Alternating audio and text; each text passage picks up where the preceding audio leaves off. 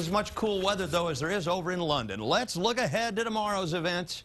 It's going to be absolutely fantastic. A 0% chance of rain in the London forecast for Wednesday. And look at that high temperature, 73 degrees. Wouldn't that be nice?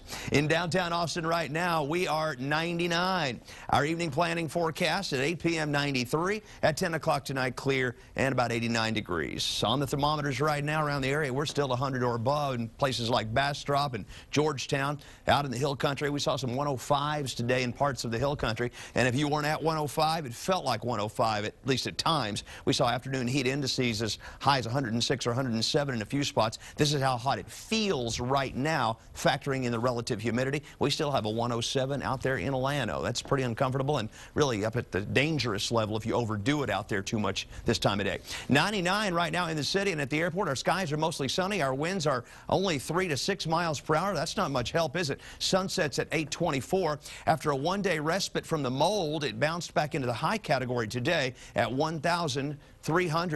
Around Texas, it's even hotter up in Dallas. They're baking at 105 right now, 104 in Abilene, 105 in San Angelo. Why is everybody so hot right now in Texas? Well, it's easy to see if you look at the moisture in the water vapor imagery here and notice how everything's circulating right around Texas. That tells you that there's a high pressure bubble right on the state, and that's why we are the unlucky folks right now, like much of the Midwest has been for so long. We're watching the tropics. There's a disturbance in the Caribbean, not expecting that to develop. However, this next one crossing the Atlantic right now from Africa, about halfway between there and the Windward Islands, is a pretty significant little area of low pressure, and the National Hurricane Center says a 30% chance that it will develop in the next 4 to 8 hours. It's going to track, it looks like, right across the Caribbean, maybe right on into the Gulf of Mexico here in about a week or so. And if that one doesn't get us, the longer range models indicate in about 2 weeks we'll have a disturbance in the western Gulf of Mexico. Of course, the farther out they get, the more unreliable those models are, but we can be hopeful.